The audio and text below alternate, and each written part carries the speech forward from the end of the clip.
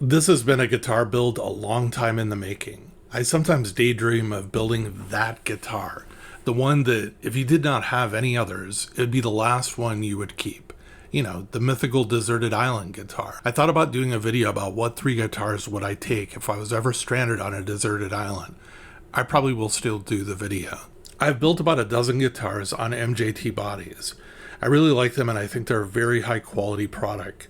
I've always purchased them through online eBay auctions or directly from resellers where the person already has a body and I do not have to wait for it to be built. It takes approximately 16 weeks for you to get the body once you order a custom body from them. So over 4 months ago, I decided to take the plunge. I ordered a custom body from MJT Aged Guitars. The body is an MJT official custom order, vintage aged Nitro double bound guitar in Sunburst. So it's basically a 1960s Telecaster custom profile of a body. With tax and shipping, it was $657.72. I was actually assigned a project manager. I filled out a preference form that said I only wanted light relicking. My project manager, Emily, would regularly reach out to give updates on my body, and near the end, she would send me proof of life pictures of my body moving through the custom shop. It was really cool. I'm not a patient person. Let me repeat, I am not a patient person. I was very proud of myself because I did not bother MJT, and I let it just basically take how long it was going to take to get through and be built. This was an exercise in being an adult. It was very difficult. While I was waiting, I purchased the rest of the guitar parts for this project. The pickups. I ordered a Lawler T52 pickup set with a 3rd wire on the neck. Lawler describes them as wound to exact 1952 Telecaster pickup specifications. Our 52T model delivers well-balanced frequency response with an attack that is softer than other Tele pickups that we offer. The 52T's tone is pure Bakersfield and Blackguard, and they maintain clarity when you want to drench your sound in reverb or delay. The set cost me $260. I've owned these before, and they're worth every penny. Next was the wiring circuit. Since the Lawlers were coming with a 3rd wire on the neck pickup, I decided I'd drop in a 4-way switch into the mix.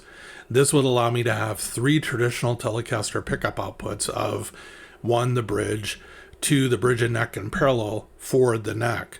But in the 3rd position, I would now also have bridge and neck in series. Having pickups in series results in a hotter, louder output that's better for overdriving an amp.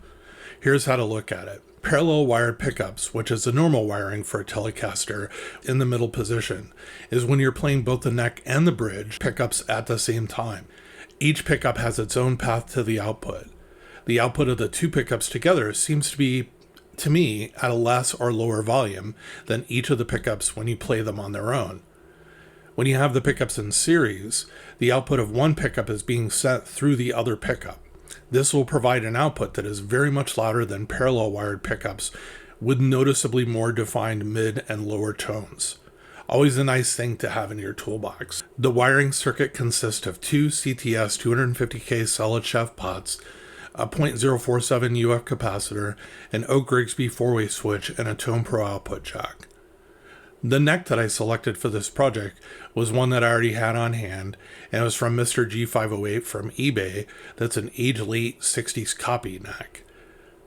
The neck is described by Mr. G as, from Mr. G's custom shop, a genuine all parts Fender licensed Telecaster neck, vintage 62 specs, relic finish in thin hand rub nitrocellulose lacquer, gorgeous rosewood fretboard, 7¼ inch radius, 21 vintage frets, C profile, and a 62 style decal with vintage relic tuners. The remainder of the hardware for the guitar were all Fender with the exception of the 3 Wilkinson compensated brass saddles. Some observations. The assembled guitar comes in at 7 pounds and 10 ounces. Very nice weight for a Telecaster. I'm very happy that MJT listened to me and they barely aged the body at all. There's the beginning of some checking in the finish, but it's almost kind of difficult to see unless you really look very closely. I didn't want paint flaking off. I just wanted to use look. The guitar looks like it was well taken care of and kept in a case safely when not being played over the past 50 years. The acoustic sound of the guitar not plugged in is what I would expect with a traditional solid body guitar. It's okay. The Lawler pickups are wonderful as always. Plugged in is where she really shines as a guitar. I especially love the increased punch and volume the third position provides when both pickups are in series. Listen to the sample tracks and you'll hear what I'm talking about. When you're driving a tube screamer in this position, it causes more breakup in the sound than when the pickups are in parallel position. All in all, I'm satisfied with the build. The next time I know I'm going to be stranded on a deserted island, I'm going to pack her along.